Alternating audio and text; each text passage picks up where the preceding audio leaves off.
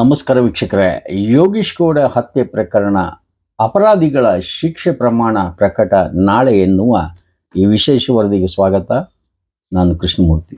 ಇವತ್ತು ಏನಾಯಿತು ಅನ್ನೋದನ್ನು ನಿಮಗೆ ಗರುಡ ವಿಸ್ತೃತವಾಗಿ ಹೇಳ್ತದೆ.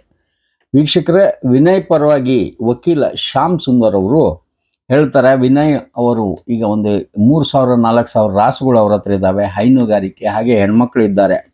ಹೀಗಾಗಿ ಇಲ್ಲಿ ನೀವು ಶಿಕ್ಷೆಯ ಪ್ರಮಾಣವನ್ನು ನೀವು ಕಡಿಮೆ ಅಂದರೆ ಜಾಸ್ತಿ ಕೊಡಬೇಡಿ ಅನ್ನೋ ಅರ್ಥದಲ್ಲಿ ಅವರು ಪ್ರೇ ಮಾಡಿದ್ದಾರೆ, ಆರ್ಗ್ಯುಮೆಂಟ್ ಮಾಡಿದ್ದಾರೆ. MLA ಆಗಿ ಅವರು ಸಾಕಷ್ಟು ಪಾಪ್ಯುಲರ್ ಇರೋದ್ರಿಂದನೇ ಅವರು ಲಾಸ್ಟ್ ಟೈಮ್ ಒಳಗಡೆ ಇದ್ದಾಗ ಕೂಡ ಗೆದ್ದು ಬಂದಿದ್ದಾರೆ ಅನ್ನೋ ಅರ್ಥದಲ್ಲಿ ಅವರು ಹೇಳಿದ್ದಾರೆ. ಹಾಗೆ ಕೆಲವು ಸುಪ್ರೀಂ ಕೋರ್ಟ್ ಆದೇಶ ಉಲ್ಲೇಖ ಮಾಡಿದ್ದಾರೆ. ಇಲ್ಲಿ ಸೆಷನ್ ಕೋರ್ಟ್ನಲ್ಲಿ ವಾದ ಪ್ರತಿವಾದ ಈ ರೀತಿ ಭಾಳ ಅದ್ಭುತವಾಗಿ ನಡೀತಾ ಇತ್ತು. ಇಲ್ಲಿ ವಿರಳಾತೀತ ವಿರಳ ಕೇಸ್ ಅಲ್ಲ ಇದು. ಹೀಗಾಗಿ ಮರಣದಂಡನೆ ನಾವು ಕೇಳ್ತಾ ಇಲ್ಲ ಅಂತ ಹೇಳಿ ಇಲ್ಲಿ ASG SV ರಾಜೀವ್ ಅವರು, ಅಲ್ಲಿ CBI ವಕೀಲರು ಅವ್ರು ಕೇಳ್ತಾ ಇದ್ದಾರೆ, ಜೀವಾವಧಿ ಶಿಕ್ಷೆ ನಾವು ಕೇಳ್ತಾ ಇದ್ದೀವಿ ಅಂತ ಹೇಳಿ. ಇದೊಂದು ರಾಜಕೀಯ ಪ್ರೇರಿತ ಕೊಲೆ. ಹಾಗೆ ಯೋಗೀಶ್ ಗೌಡ ಇಲ್ಲಿ ಬಹಳ ಪ್ರಮುಖ ವ್ಯಕ್ತಿ ಆಗಿದ್ರು, ಹಾಗೆ ರಾಜಕೀಯವಾಗಿ ತುಂಬ ಬೆಳೀತಾ ಇದ್ರು. ಹಾಗೆ ಇಲ್ಲಿ ದಾಖಲೆ ತಿರುಚಲಾಗಿದೆ, ಸಾಕ್ಷಿ ನಾಶ ಮಾಡಲಾಗಿದೆ, ಜೊತೆಗೆ ಪೊಲೀಸರನ್ನ ದುರ್ಬಳಕೆ ಮಾಡಲಾಗಿದೆ ಅಂತೇಳಿ. ಈತ ಚೆನ್ನಕೇಶ್ವರ ಟಿಂಗ್ರಿಕರ್ ಏನಿದಾರಲ್ಲ 19ನೇ ಆರೋಪಿ, ಅವರ ಪರವಾಗಿ ಬಾಲನ್ ಅವರು ವಾದ ಮಾಡ್ತಾ ಇದ್ರು. ಮಾರಕಾಸ್ತ್ರ ಸಂಬಂಧ ಸುಳ್ಳು ಆರೋಪ, ಕೊಲೆ ಬಳಿಕ ಕೃತ್ಯಕ್ಕೆ ಇವರನ್ನ ಇಲ್ಲಿ ಫಿಟ್ ಮಾಡಲಾಗಿದೆ. ಹಾಗೆ ಕೊಲೆಗೆ ಮೊದಲೇ ಇಲ್ಲಿ ಇವರು ಭಾಗಿಯಾಗಿಲ್ಲ, ಹೀಗಾಗಿ ಶಿಕ್ಷೆಯ ಪ್ರಮಾಣವನ್ನ ನೀವು ನೋಡಿ ಕೊಡಿ ಅನ್ನೋ ಅರ್ಥದಲ್ಲಿ. ಈಗ CBI ಪರ ವಕೀಲ ಹೇಮಾ ಅವರು ಏನು ವಾದ ಮಾಡಿದ್ರಂದ್ರೆ, ಯೋಗೀಶ್ ಗೌಡ್ರಿಗೆ ಅಲ್ಲಿ 3 ಹೆಣ್ಮಕ್ಳಿದ್ದಾರೆ, ಪರಿಹಾರವನ್ನ ನೀಡಿ ಅಂತ ಹೇಳಿ ಕೇಳ್ಕೊಂಡಿದ್ದು. ಇಂದು ಆಗಿರುವ ಕೆಲವೊಂದು ವಾದ ಪ್ರತಿವಾದಗಳ ಯಾವ ರೀತಿ ಇತ್ತು ಅಂತ ಹೇಳಿ. ಇನ್ನ ಇಲ್ಲಿ ಬಸವರಾಜ್ ಮುತ್ಗಿ ಅವರು ಮಾಫಿ ಸಾಕ್ಷಿ ಆಗಿದ್ರು. ಅವರು KCD ಸರ್ಕಲ್ ಬಳಿ ಗಣೇಶನ ಗುಡಿ ಇದೆ, ಆ ವೃತ್ತದ ಬಳಿ, ಅಲ್ಲಿ ಅವರು ಪೂಜೆಯನ್ನು ಸಲ್ಲಿಸಿ ಬಂದರು. ಯಾಕೆ ಅಂತ ಕೇಳಿದಾಗ ಹೇಳಿದರು, 2016 ಜೂನ್ 15ಕ್ಕೆ ಇದೇ ಸರ್ಕಲ್ನಲ್ಲಿ, ಅಂದರೆ ಉದಯಜಂನಲ್ಲಿ ಅಲ್ಲಿ ಹತ್ಯೆ ನಡೆಯುವಾಗ ಇದೇ ಸರ್ಕಲ್ನಲ್ಲಿ ನಾನಿದ್ದೆ. ಯಾಕೋ ಇಲ್ಲಿ ಪ್ರಾಯಶ್ಚಿತಕ್ಕೋಸ್ಕರ ನಾನು ಇನ್ನು ಗುಡಿಗೆ ಬಂದಿದ್ದೀನಿ, ಪಾಪ ಪ್ರಜ್ಞೆ ನನ್ನನ್ನು ಕಾಡ್ತಾ ಇತ್ತು. ಇವತ್ತಿನಿಂದ ಒಂದು ರೀತಿಯಿಂದ ಈ ಜಟಾಪಟಿ ಬಿಗಿನಿಂಗ್ ಅನ್ನೋ ಅರ್ಥದಲ್ಲಿ ಅವ್ರು ಮಾತಾಡಿದ್ದಾರೆ. ಈ ಮುಂಚೆ ನಿನ್ನೆ ತೋರಿಸಿದ್ವಿ, ನಮಗೆ ಕೂಡ ಪ್ರಾಣ ಬೆದರಿಕೆ, ಇಲ್ಲಿ ನಮಗೆ ಕುಟುಂಬಕ್ಕೆ ಕೂಡ ಪ್ರಾಣ ಬೆದರಿಕೆ ಇದೆ ಅನ್ನೋ ಅರ್ಥದಲ್ಲಿ ಅವ್ರು ಹೇಳಿದರು. ಇಲ್ಲಿ ಬೇಲ್ ತಂದು ಹೊರಗಡೆ ಬಂದು ಹೊಡಿತೀನಿ ಅಂತ ಹೇಳಿದ್ದಾರೆ ಅನ್ನೋ ಅರ್ಥದಲ್ಲಿ ಕೂಡ ಅವ್ರು ಮಾತಾಡಿದ್ರು. ಇನ್ನ ಒಂದು ಝಲಕ್ ನಿಮಗೆ ಯಡಿಯೂರಪ್ಪನವರು ಮುಂಚೆ, ಈಗ ಎಲೆಕ್ಷನ್ ಟೈಮ್ನಲ್ಲಿ ಹೇಳ್ತಾ ಇದ್ರು, BJP ಬಂದ್ಮೇಲೆ ನಿಮ್ಗೆ ಗೊತ್ತಿದೆ 2 ದಿವಸದಲ್ಲಿ ನಾವು CBI ಕೊಡಿಸ್ತೀವಿ ಅಂತ ಹೇಳಿದ್ದೆ, ಕೊಡಿಸಿದೀವಿ. ಹಾಗೆ ಇಲ್ಲಿ ಒಂದು 30 ದಿವಸದಲ್ಲಿ ನಿಮ್ಮ ಹಣೆ ಬರ ಏನಾಗತ್ತೆ ಅನ್ನೋ ಒಂದು ಮುಂಚೆನೆ ರಿಸಲ್ಟ್ ಕೊಡೋ ರೀತಿಯಲ್ಲಿ ಮಾತನಾಡಿದರೆ ಅದು ಕೂಡ ನಿಮ್ಗೆ ಗರುಡ ತೋರಿಸ್ತದೆ. ಜೊತೆಗೆ ಇಲ್ಲಿ ಹೇಳ್ತಾ ಇದ್ರು ಕೆಲವರು, ಈಗ CM ಅವ್ರ ಹತ್ರ ಮಲ್ಲಮ್ಮ ಗೌಡ್ರು ಹೋದ್ ಬಂದ್ರು, ನಂತರ ಅಲ್ಲಿ ಹೇಳ್ತಾರಲ್ಲ ಪಕ್ಷಗಳು ಚೇಂಜ್ ಆದವು. ಏನು CM ಅವರು ಮುತುವರ್ಜಿ ತಗೊಂಡಿದ್ರೆ ಅವತ್ತೊಂದಿಷ್ಟು ಬೇಗ ಸಹಕಾರದಿಂದ ಎಲ್ಲ ಮುಗಿದೋಗ್ತಿತ್ತು, ಆಗ್ಲಿಲ್ಲ, ಒಂದು ರೀತಿಯಿಂದ ತಪ್ಪು ಮಾಡಿದ್ರು CM ಕೂಡ ಅಂತ ಹೇಳಿ ಇಲ್ಲಿ ಒಂದಿಷ್ಟು ರಾಜಕೀಯದಲ್ಲಿ ಮಾತನಾಡಿ ಆಡ್ತಾರೆ.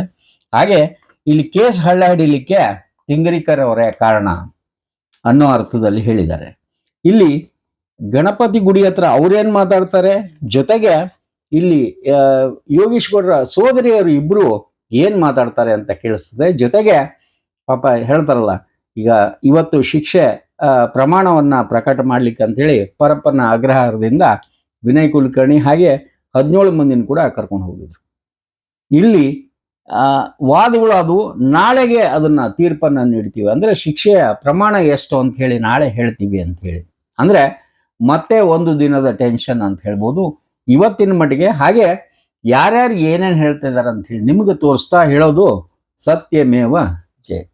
ಪಂಚಾಯತಿ ಸದಸ್ಯ ಯೋಗೀಶ್ ಗೌಡರ ಹತ್ಯೆ ಆಯ್ತು, ಕೊಲೆಗಡಕರಿಗೆ ಕೈ ಜೋಡಿಸಿದಾರೋ, ಈ ಸಚಿವ ಉಳಿದ ಎಲ್ಲರ ಬಗ್ಗೆ ಸಮಗ್ರ ತನಿಖೆಯನ್ನು ಮಾಡಿಸಿ ಇವ್ರು ಎಲ್ಲಿ ಕಳಿಸಬೇಕು ಅಲ್ಲಿ ಕಳಿಸ್ತಾ ಇದ್ರೆ ನನ್ನನ್ನು ಯಡಿಯೂರಪ್ಪ ಅಂತ ನೀವು ಕರಿಬೇಡಿ ಬಂಧುಗಳೇ. ವಿನಯ್ ಕುಲಕರ್ಣಿ ಅವರೇ, ಇನ್ನು ಕೇವಲ 30 ದಿವಸ ನಿನ್ನ ಕಾಲ, ಅದಾದ್ಮೇಲೆ ನಾವು ನೋಡ್ತೇವೆ ನಿನ್ನ ಗೂಂಡಾಗಿರಿ ಯಾವ ರೀತಿ ನಡೆಸ್ತೀಯ ಅಂತ ಹೇಳಿ. ಯಾವ ಜಿಲ್ಲಾ ಪಂಚಾಯತಿ ಸದಸ್ಯನ ಕೊಲೆಗೆ ಕಾರಣಕರ್ತನಾಗಿದೆಯೋ ನಿನಗೆ ತಕ್ಕ ಪಾಠವನ್ನು ಕಲಿಸ್ತಾ ಇದ್ರೆ ನನ್ನ ಹೆಸರು ಯಡಿಯೂರಪ್ಪ ಅಂತ ನೀವು ಕರಿಬೇಡಿ ಬಂಧುಗಳೇ.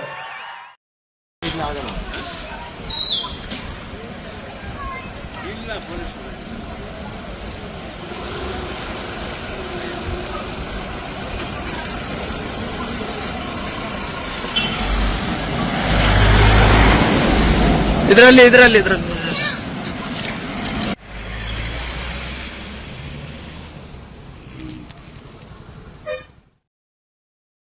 ನಂತರ ತೀರ್ಪು ನಮ್ಮಂತೆ ಆಗೈತಿ, ಭಾಳ ಖುಷಿ ಆಗೈತಿ.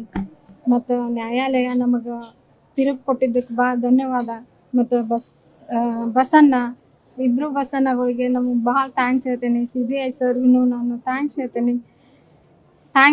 ಎಲ್ಲರಿಗೂ ಥ್ಯಾಂಕ್ಸ್ ಹೇಳ್ತೇನೆ ನಮಗೆ ನ್ಯಾಯ ಕೊಡಿಸಿದ್ದಕ್ಕೆ. ನಿಮಗೂ ಕೂಡ ಧನ್ಯವಾದಗಳು. ಶಿಕ್ಷೆ ಪ್ರಕಟ ಆಗಿಂದ ನಾವು ಮಾತಾಡ್ತೇವೆ, ಇನ್ನೂ ಭಾಳ ಮಾತಾಡೋದೈತಿ. ಆದ್ರೆ ಇದಕ್ಕೆ ನಾನು ನಿಮ್ಗೆಲ್ಲರಿಗೂ ಧನ್ಯವಾದ ಹೇಳ್ತೇನೆ. ಸರ್ಗಳಿಗೆ ಅಥವಾ ನಿಮಗೆ, ನೀವು ಭಾಳ ಹೆಲ್ಪ್ ಮಾಡಿರಿ ನಮ್ಮ ಅಣ್ಣಾರಿಗೆ. ಥ್ಯಾಂಕ್ಸ್ ರೀಪ್ಪ ನಿಮಗಷ್ಟು. ಜಗದೀಶ್ವರಿ ಅಂತ ಹೇಳ್ರಿ ನನ್ನ. ನಮ್ಮ ತಮ್ಮಗೆ ನಮ್ಗೆ ನ್ಯಾಯ ಸಿಕ್ಕದಂತ ಹೇಳ್ತಾರೆ. ಈ ಕೇಸಿಗೆ ನಮ್ಮ ತಾಯಿ ಅಪೀಲ್ ಮಾಡಿದ್ಲು. ನಮ್ಮ ತಾಯಿ ಇದಾದ್ಮೇಲೆ ನಮ್ಮ ಅಣ್ಣಾರು ಎಲ್ಲ ಮಾಡ್ಕೊಂಡ್ರು. ನಮಗೆ ಬಸವರಾಜ್ ಕೊರವರು ಆಮೇಲೆ CBI ಸರ್ ಎಲ್ಲರೂ ಸಪೋರ್ಟ್ ಮಾಡಿದ ನಮ್ಮ ಕೇಸ್ ಸ್ಟ್ಯಾಂಡ್ ಆಗೈತಿ. ನಮ್ಮ ತಮ್ಮಗೆ ಅವಾಗ ಸಿಗಬೇಕಾಗಿತ್ತು. ನಮ್ಮ ತಮ್ಮ ಮೋಸ ಅನ್ಯಾಯ ಆಗಿದ್ದಕ್ಕೆ ಅದಕ್ಕೆ ಕಾನೂನು ಇದೆ, ಎಲ್ಲ ಇದೆ. ಮಾಡಿದ ಅಪರಾಧಿ, ನಾನು ಅಪರಾಧಿ ಮಾಡಿಲ್ಲ ಅಂತೇಳಿ ಅವ್ನು ಹೇಳಿದ್ರು. ಅವ ಇಷ್ಟೆಲ್ಲ ಅವ್ನು ಅಧಿಕಾರಿ ಇದ್ದಿದ್ದಕ್ಕೆ ಅವನ್ನೆಲ್ಲ ಮುಚ್ಕೊಂಡೋಗಿತ್ತಂತೆ ಅವ್ನು ತಿಳಿದಿದ್ದ. ಅದಕ್ಕೆ ದೇವರ ಇದ್ದಾನೆ. ನಮ್ಮ ತಮ್ಮಗೆ ನ್ಯಾಯ ಸಿಕ್ಕಿದ್ದಕ್ಕೆ ನಾವು ಖುಷಿ ಪಡ್ತೇವೆ. ಅವಾಗ ಜೀವಾವಧಿ ಶಿಕ್ಷೆ ಆಗಲಿ ಅಂತ ನಾವು ಕೇಳ್ಕೊತೇವೆ. ಅಂದಾಗ ನಮ್ಮ ಮನೆಗೆ ಎಲ್ಲರಿಗೆ ನಮಗೆ ಶಾಂತಿ ಸಿಕ್ಕೈತಿ. ಈಗ ಅದೇ ನಮ್ಮ ತಮ್ಮನ ಅವಾಗ ಬಿಟ್ಟಿದ್ರೆ, ಬಸವರಾಜ ಮುತ್ತಿಗೆ ಅದಲ್ಲ, ಅವಾಗ ನಮ್ಮ ತಮ್ಮ ಇದ್ದಾಗ ಒಂದು ಸ್ವಲ್ಪ ನಮ್ಗೆ ಕ್ಲೂ ಕೊಟ್ಟಿದ್ರೆ ನಮ್ಮ ತಮ್ಮನ ಜೀವ ಬದುಕ್ತಿತ್ತು. ನಮ್ಮ ತಮ್ಮ ಮಕ್ಕಳು ಎಲ್ಲರೂ ನೆಮ್ಮದಿಯಿಂದ ಇರ್ತಿದ್ರು.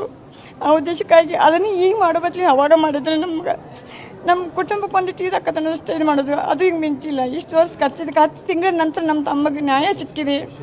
10 ವರ್ಷದ ನಂತರ ನಮ್ಮ ತಮ್ಮಗೆ ನ್ಯಾಯ ಸಿಕ್ಕಿದೆ ಅಂತ ಮಾಡ್ತೀವಿ. ಕೊರವರು ಬಸವರಾಜ್ಗಾಗಲಿ, ಆಮೇಲೆ ಬಸವರಾಜ ಮುತ್ತಿಗೆಗಾಗಲಿ, ನಾವು CBI ಸರಿಗೆ, ಕೋರ್ಟಿಗೆ ಎಲ್ಲದಕ್ಕೂ ನಾವು ಅವ್ರಿಗೆ ಇದಾಗ್ತದೆ ಅಂತ ನಾವು ಕೇಳ್ಕೊತೀವಿ. ಮೇಲಿನ ಮೇಲೆ ಏನು ಬೆದರಿಕೆ ಅನ್ನೋಕ್ಕೇನಲ್ಲಿ ನಮ್ಮ ಅಣ್ಣಾರಿಗೆ ಹಾಕುತ್ತಿದ್ರು. ಅದು ನಮ್ಮ ಅಣ್ಣಾರು ಕೂಡ ನಾವು ಇದು ಮಾಡಿದ್ವಿ. ಆದರೆ ಅದು ಇದಾಗೈತೆ ಅಷ್ಟೇ. ಹಾಕ್ಯಾರ, ಎಲ್ಲರಿಗೆ ಹಾಕ್ಯಾರ, ಇಲ್ಲ ನೋಗಿಲ್ಲ. ನಾವು ಸ್ವಲ್ಪ ಭಯ ಬಿಟ್ಟು ಏನು ನಾವು ಅನ್ಯಾಯ ಮಾಡಿಲ್ಲ. ಅನ್ಯಾಯ ಮಾಡಿದವ್ರು ದೇವ್ರು ಮಾಡೇ ಮಾಡ್ತಾನೆ. ಕೋರ್ಟ್ ಇದೆ, ಕಾನೂನು ಇದೆ, ನ್ಯಾಯ ಅನ್ಯಾಯ ಎಲ್ಲ ಗೊತ್ತಾಕತ್ತೆ ಅಂತ ನಾವು ಕಾನೂನು ಮ್ಯಾಗ ನಾವು ಇದು ಇಟ್ಟಿದ್ವಿ, ಭರವಸೆ ಪಟ್ಟಿದ್ವಿ. ಅದಕ್ಕೆ ನ್ಯಾಯ ಸಿಕ್ಕೈತಿ. ಅಂದ್ರೆ ಹೋರಾಟ, ಈ ನಿಜವಾದ ಹೋರಾಟ ಪ್ರಾರಂಭ ಆಗೋದು ಇವತ್ತಿಂದ. ಈ ಹೋರಾಟಕ್ಕೆ ಇನ್ನೂ ದೇವ್ರು ನಮಗೆ ಹೆಚ್ಚಿನ ಶಕ್ತಿ ಕೊಡಲಿ, ಬರುವಂತ ಏನೇ ತೊಂದರೆಗಳಿದ್ರು ಅವನ್ನ ನಿಭಾಯಿಸುವಂತ ಶಕ್ತಿ ಕೊಡಲಿ ಅಂತೇಳಿ ನಾನು ಈ ದೇವ್ರ ಮೊರೆ ಹೋಗೇನಿ. ಯಾಕಂದ್ರೆ ಪ್ರಾರಂಭ ಆಗಿದ್ದು ಇಲ್ಲಿಂದನೇ, ಅದು ಇಲ್ಲಿಗೆ ಅಂತ್ಯ ಆಗಲಿ ಅಂತೇಳಿ ನಾನು ದೇವ್ರಿಗೆ ಬೇಡ್ಕೊಳಕ್ಕೆ ಈ ಕೆಸಿಡಿ ಗಣಪತಿ ಗುಡಿಗೆ ನಾವು ಬಂದಿದ್ದೆ. ನಾವು ಅವತ್ತು ಇಲ್ಲೇ ಇದ್ವಿ, ಮರ್ಡರ್ ನಡೆಯುವಂತ ಟೈಮ್ನಾಗ ನಾವು ಇದೇ ಜಾಗದೊಳಗಿದ್ವಿ. ಸೊ ಆ ಪಶ್ಚಾತ್ತಾಪ ನನಗೆ ಕಾಡ್ತಿತ್ತು. ಸೊ ಅದಕ್ಕೋಸ್ಕರ ಈಗ ದೇವಸ್ಥಾನಕ್ಕೆ ಬಂದಿದ್ದೆ.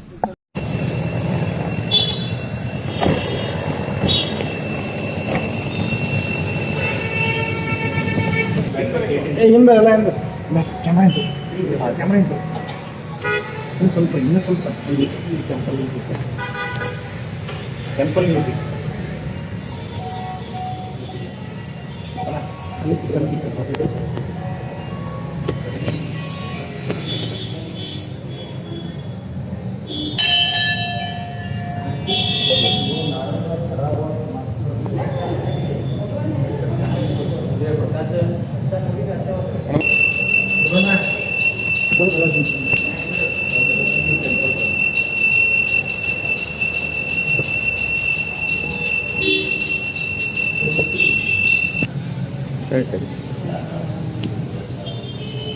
ಸರಿ ಸ್ವಲ್ಪ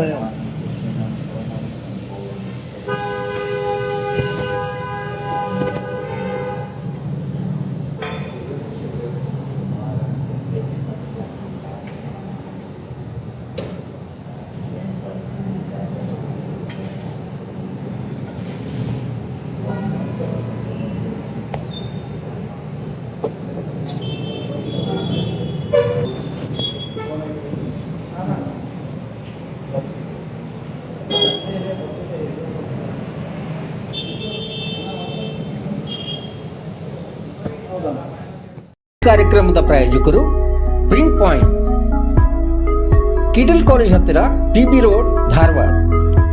ನಮ್ಮಲ್ಲಿ ಎಲ್ಲ ತರಹದ banner print, colour print, offset print ಸೇವೆ ಇದೆ. ಬ್ಯಾನರ್ ಆಗಲಿ, ಕಲರ್ ಪ್ರಿಂಟ್ ಆಗಲಿ, ಸ್ಪಷ್ಟತೆಗೆ ಕನ್ನಡಿ. Print point, the print solution under one roof.